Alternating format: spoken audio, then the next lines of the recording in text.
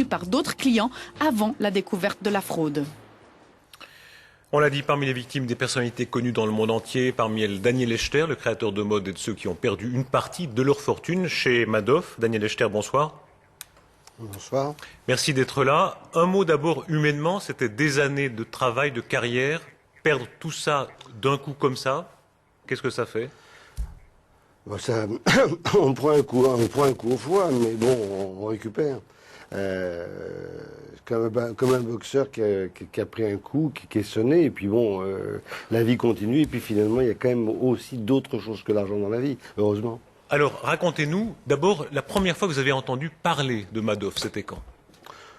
Oh, j'ai entendu parler de Madoff il y a 20-25 ans aux États-Unis, alors que j'étais jeune styliste, et, par un de mes amis de classe, qui m'a dit qu'il avait des performances formidables. Mais en fait, moi, je ne suis rentré dans les fonds de Madoff qu'il y a 10 ou 12 ans, tout simplement parce que j'ai été démarché, et que, contrairement à ce qu'on peut croire, parce qu'il y a beaucoup de choses qui ont été dites, mais c'était pas la spéculation, c'était la régularité chez Madoff. C'est ça qui a tiré, parce que la force de l'escroquerie ne réside pas dans une proposition de taux qui était très élevé. Moi, dans les 10-12 années, en dehors d'une année où j'ai fait 11%, alors que la moyenne était à peine inférieure à ça il y a, je crois, 8 ou 9 ans, il ne proposait pas plus que, même moins que certaines banques suisses, d'ailleurs, dans lesquelles je suis. Vous dites l'habileté, c'était de coller au marché de manière assez régulière et assez exacte, souvent, hein?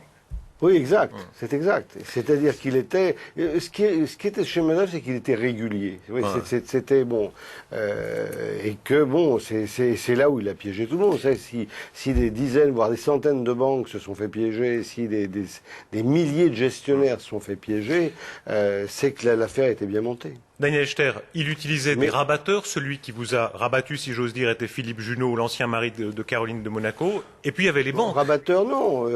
D'abord, Philippe est un ami. Je lui en veux absolument pas, parce que tout le monde sait que ça n'a jamais été un financier. Non, il avait un carnet d'adresses. Il présentait un produit qui semblait être un bon produit, parce qu'avant c'est pas lui qui a pu influer sur les décisions de ses clients.